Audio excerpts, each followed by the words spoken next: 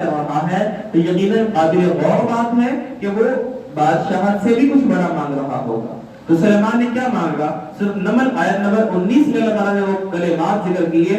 سلیمان نے کیا کہا؟ ربی، اے میرے رب، اوزعنی ان اشکر نعمتک التی انعمت علی. اللہ نے مجھ پر نعمتیں کی ہیں نا، مجھے توفیق دی عطا کر کے میں ان نعمتوں کا شکر ادا کروں. وعلی والدی، اس سے قبل میرے والدین پر جو انہیں نعمتیں کی تھی مجھے توفیق عطا کر کہ میں ان کا شکر بھی ادا کروں. یہ ایک اچھی صالح اولاد کی نشانی ہے کہ وہ اولاد کی نعمتوں کا بھی رب کا شکر ادا کرتی ہے، والدین کا بھی، کہ اللہ تیرا شکر ہے تو نے میرے والدین کو اتنا دنیا میں عزت دی، مقام دیا، پروٹوکول دیا، یا ان کو یہ نعمت عطا کی. اس کے بعد انہوں نے کیا کہا؟ دیکھیں یہ بہت بڑی بات ہے کہ یہ دعا کر رہے ہیں، بادشاہ سے بھی بڑا کچھ مانگنا تھا. تو کیا مانگ رہے ہیں؟ ربی ادخلنی برحمتک فی عبادک الصالحین. بادشاہ دنیا میں بڑے آتے ہیں، بڑی باتیں کرتے ہیں، بڑی سلطنتیں مل جاتی ہیں. ربا ایک مقام ایسا ہے جو ہر ایک کو نہیں ملتا، میں اس مقام پر بھی سوال کرتا ہوں، ادخلنی برحمتک فی عبادک الصالحین، اپنے نیک بندوں میں سلیمان کا نام بھی شامل کر دوں. یعنی کہ یہ جو اللہ کے ایک گڈ لسٹ ہے اس میں نام لکھوانے کے لیے سلیمان بھی رب سے دعا مانگ رہے ہیں کہ اللہ مقام عبدیت مجھے مل جائے تو گڈ لسٹ میں میرا نام بھی شامل ہو جائے گا، کل کو میں تو سرخرو ہو جاؤں گا، کامیاب ہو جاؤں گا.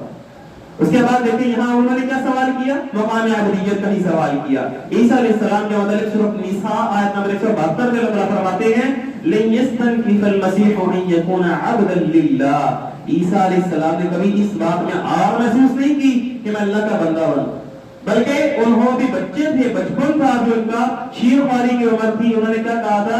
انی عبد اللہ آتانی الکتاب وجعلنی نبیا. اور لوگوں میں اللہ کا بندہ ہوں، رب نے مجھے کتاب دی ہے، مجھے نبی بنایا ہے.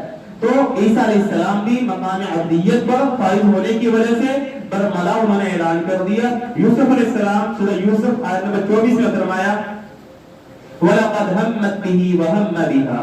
جب صحابوں نے یوسف کو برائی کی دعوت دی، اللہ قرآن میں فرماتے ہیں لَقَدْ هَمَّتْ بِهِ، اس نے تو یقیناً ارادہ کر لیا تھا کہ میں نے برائی کرنی ہے موسیٰ یوسف کے ساتھ.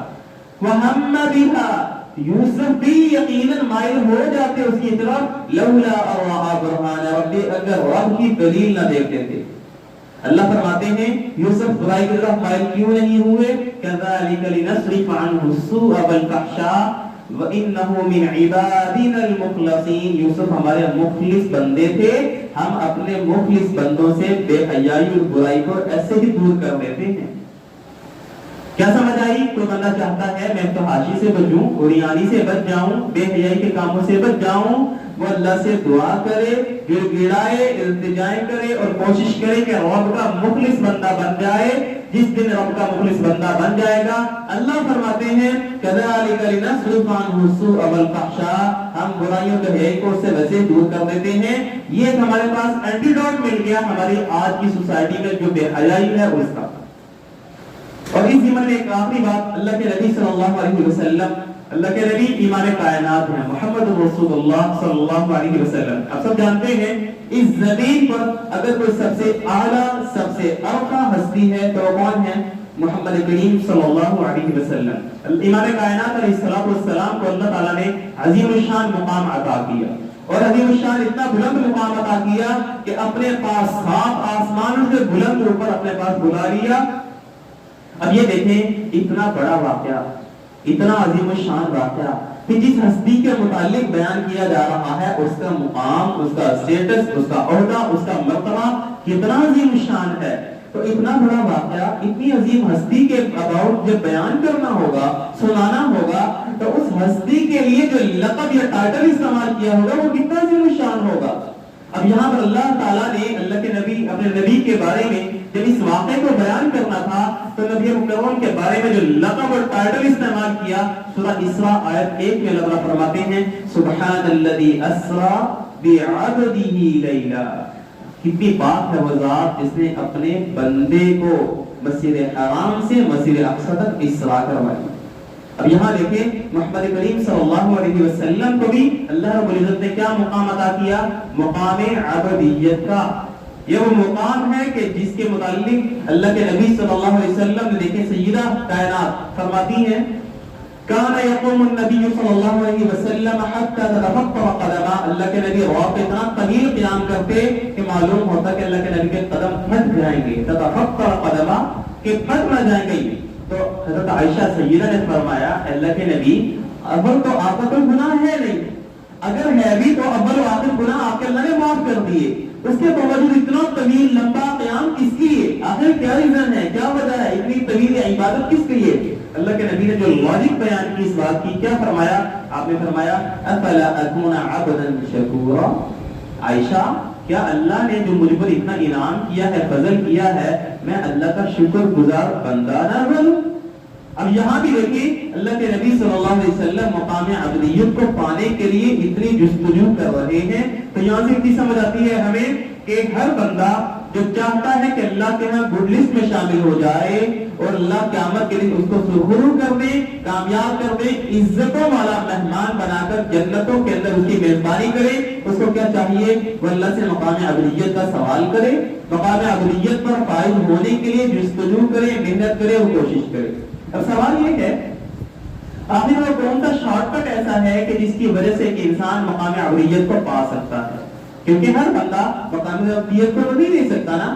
تو ہم دیکھیں گے کہ قرآن مجید کتاب و سنت کے اندر ان ڈیٹیل یہ چیزیں مینشن ہیں کہ وہ کون سے ایسے اعمال ہیں کہ جن کی وجہ سے اللہ اپنے بندوں سے محبت کرتے ہیں۔ کیونکہ جب اللہ اپنے بندے سے محبت کرتا ہے نا، تو جب انسان اللہ کا محبوب بن جائے تو اللہ کی گڈ لسٹ میں شامل ہو جاتا ہے۔ تو آپ دیکھیں کہ قرآن مجید میں مختلف مقامات پر کہیں متقین کے متعلق فرمایا کہ اللہ متقین سے محبت کرتا ہے، کہیں فرمایا صبر کرنے والوں کے اللہ ساتھ ہے، ان سے محبت کرتا ہے، کہیں فرمایا اللہ محسنین سے محبت کرتا ہے۔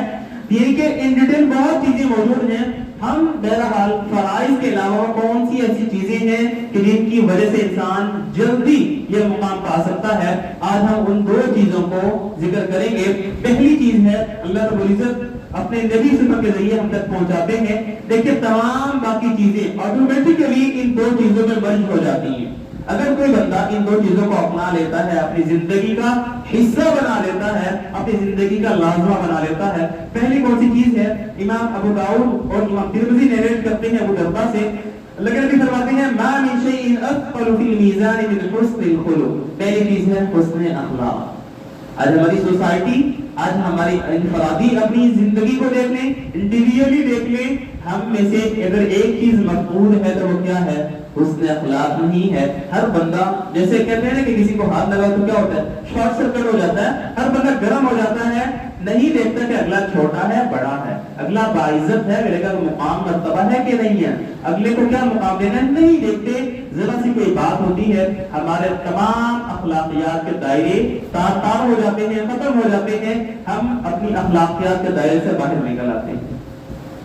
اگر صرف انسان میں حسن اخلاق آ جاتا ہے اور انسان فرائض کی پابندی شروع کر دیتا ہے تو انسان مقام عبدیت کو پا لیتا ہے، جس کی وجہ سے اللہ کے ہاں بندہ محبوب بن جاتا ہے۔ اللہ کے نبی فرماتے ہیں ایک مومن قیامت کے دن آئے گا، اس کا میزان لگایا جائے گا، ترازو لگایا جائے گا، ایک ایسی چیز ہے جو تمام اعمال کے بعد اگر فرائض کو دیکھا جائے تو ان کے بعد سب سے وزنی چیز ہے تو وہ کیا ہے؟ حسن اخلاق ہے۔ اگر حسن اخلاق اس میں موجود ہے تو ترازو پلہ بھاری ہو جائے گا، اگر حسن اخلاق نہیں ہے تو آپ کے شدید نیکیوں کے انبار کے اللہ ویسٹ کر دے گا، ضائع کر دے گا، ہوا اور منصورہ بنا کے اڑا دے گا۔ اللہ کو ایسے اعمال کی کوئی حاجت نہیں جو اعمال اس کے بندوں کے حقوق مار کے لکھ دیے جائیں۔ تو کیا کرنا ہے؟ ہمیں حسن اخلاق کو اپنانا ہے۔ اللہ کے نبی صلی اللہ علیہ وسلم دیکھیں فرائض ہم سب نے پورے کرنے ہیں۔ ایز اے مسلم ہمارا اللہ رب العزت کا یہ تقاضا ہے کہ ہم اس کے ان تقاضوں کو پورا کریں، اس کے احکامات کو مانیں۔ اگر نہیں کریں گے تو قیامت کے جوتے بھی پڑیں گے، ہماری پوچھ گچھ بھی ہوگی، بات چیت بھی کی جائے گی۔ اور اگر انسان کے فرائض پورے کرتا ہے اور حسن اخلاق نہیں اپناتا تو بھی اس کے اعمال ضائع ہو جائیں گے، رائگاں ہو جائیں گے، اللہ کے ہاں ان اعمال کا کوئی وزن، کوئی ویٹیج نہیں ہوگی۔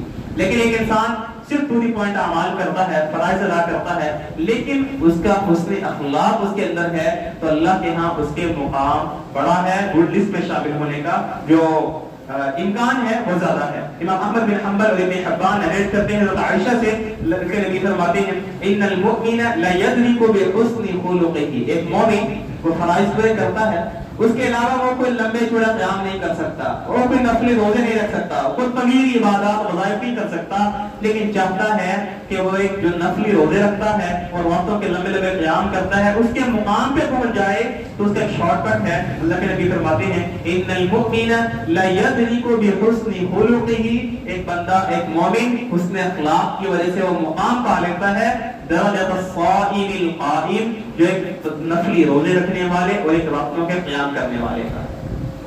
یعنی کہ آپ دیکھتے ہیں کہ میں رات کو میری کی سکت نہیں ہے کہ میں راتوں میں قیام نہیں کر سکتا، یہ میرا جسم اتنی اجازت نہیں دیتا کہ میں روزانہ کا یا صوم داؤدی ایک دن چھوڑ کے ایک نفلی روزہ رکھوں.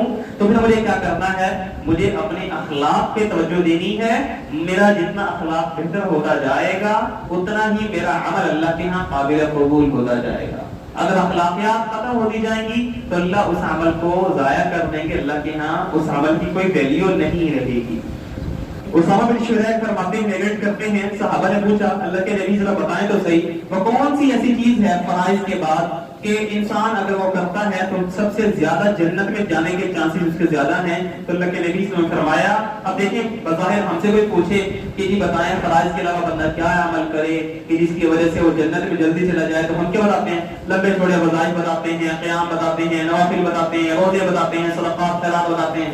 اللہ کے نبی نے کوئی لمبے چھوڑے وظائف نہیں بتائے، پوری پوائنٹ بات کی ہے، دو جملوں کے اندر بات کو سمیٹ دیا. آپ نے فرمایا احسنہم خلقا، احسنہم خلقا، جو ان میں سے احسان حسن اخلاق کے اعتبار سے بہتر ہوتا چلا جائے گا اللہ تعالیٰ اس کو جنت میں جانے کا راستہ اس کے لیے آسان کرتے جائیں گے، وہ جنت میں جلدی چلا جائے گا. اور جس کا اخلاق بہتر نہیں ہوگا جنت میں جاتے جاتے اس کو روک دیا جائے گا، جس کے ساتھ اس نے بد اخلاقی کا مظاہرہ کیا ہوگا اس کو نیکیاں دینی پڑے گی.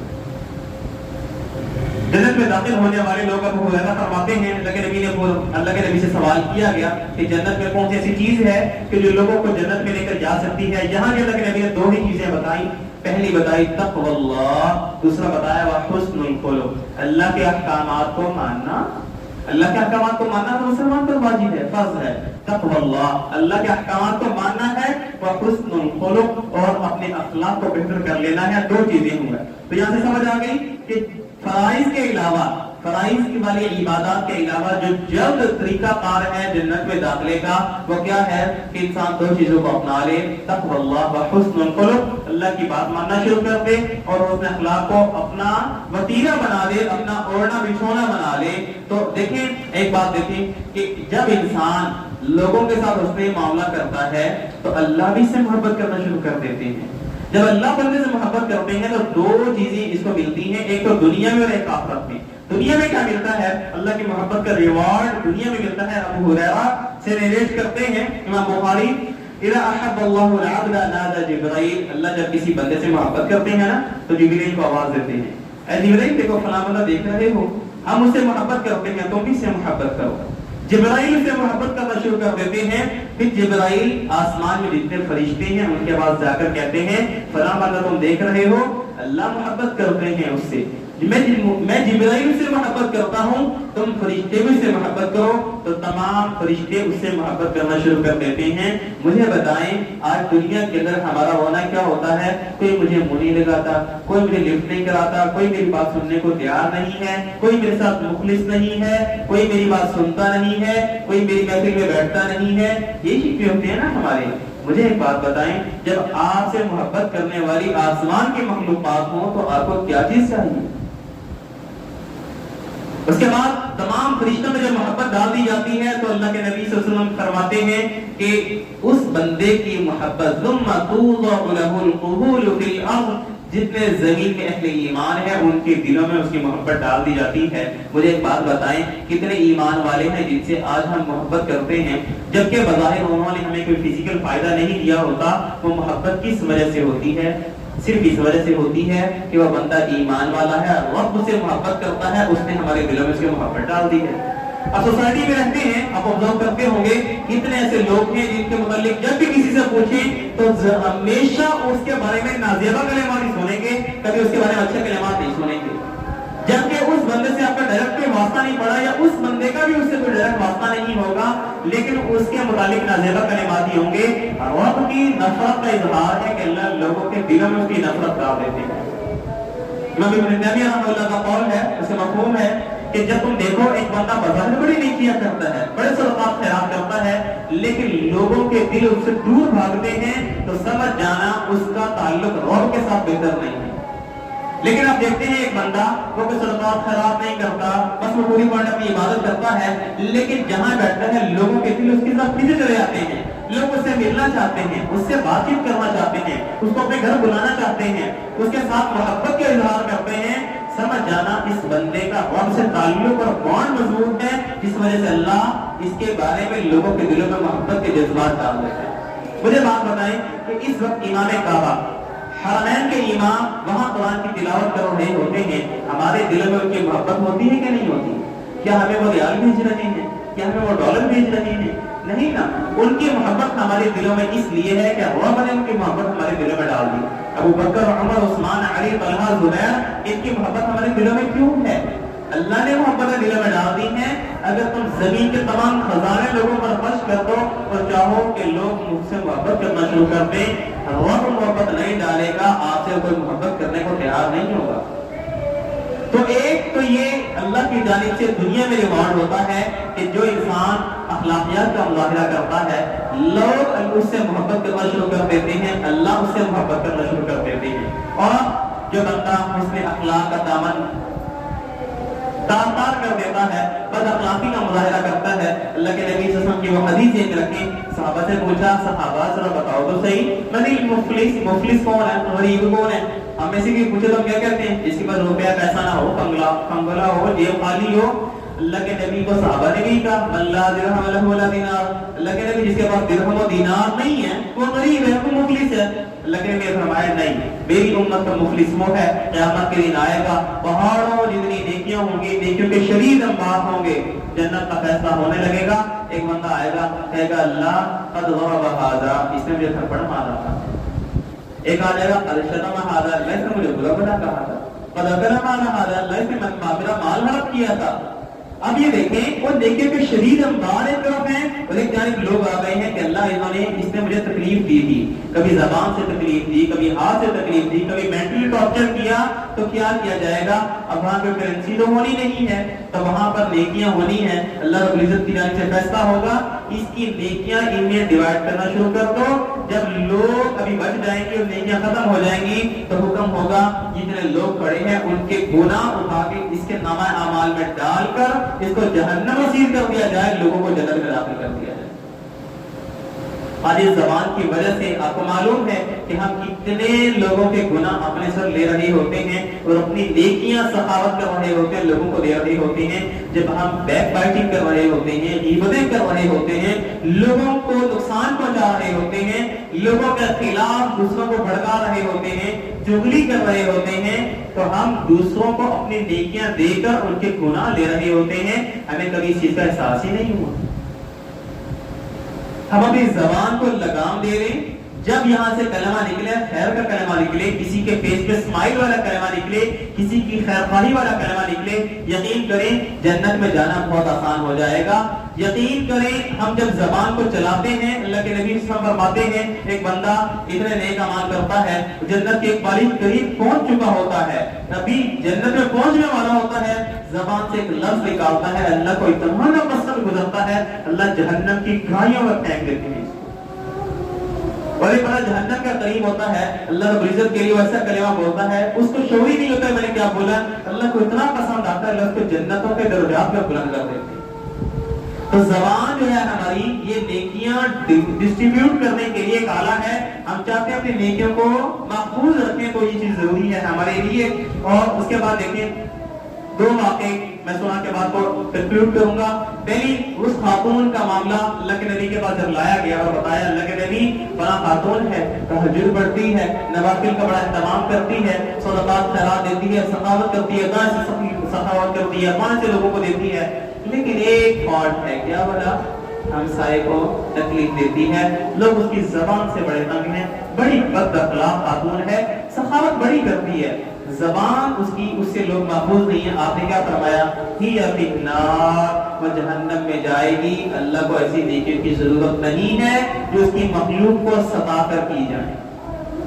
اور اس کی متبادل دوسری دیکھیں، اس کے برعکس کہ خاتون ہے وہ ٹو پوائنٹ اعمال کرتی ہے، فرائض اپنے پورے کرتی ہے، فجر کے 2 پڑھ لیے، ظہر کے 4 پڑھ لیے، عصر کے 4 پڑھ لیے، زکات آ گئی تو زکات ادا کر دی. ہاں ایک ہے کہ لوگوں کے ساتھ حسن اخلاق کا معاملہ بڑا اس کا بہترین ہے. لیکن انہوں نے فرمایا ہی فی الجنہ. یہاں سے سمجھ آئی ایک بندہ ٹو دی پوائنٹ اپنے فرائض سے سر انجام دے کر حسن اخلاق کا دامن تھام کر نیکیاں کر کے قیامت کے دن باعزت بن سکتا ہے. اور ایک انسان شدید نیکیوں کے انبار کر کے بھی، سخاوتیں کر کے بھی، اور لوگوں کے لیے بظاہر آسانیاں کر کے لیکن بد اخلاقی کا مظاہرہ کر کے جہنم وسیع ہو سکتا ہے. اللہ رب العزت سے دعا ہے اللہ ہماری نیکیوں کی حفاظت کرے. اللہ ہمیں وہ نیک اعمال کرنے کی توفیق عطا فرمائے کہ جن کی وجہ سے ہم مقام عبودیت پر فائز ہو کر جنتوں کا مہمان بن جائیں، نہ کہ ایسے اعمال کریں کہ جن کی وجہ سے ہم قیامت کے دن ذلیل اور رسوا ہو کر جہنم نصیب کیے جائیں. اللہ ہمارے ایمان کی حفاظت فرمائے، رب تعالی ہماری نسلوں کی حفاظت فرمائے. اللہ ہمیں شکوک شبہات سے اور شہوات کی فتنوں سے اپنی امان میں رکھے. وآخر دعوانا ان الحمد للہ رب العالمین.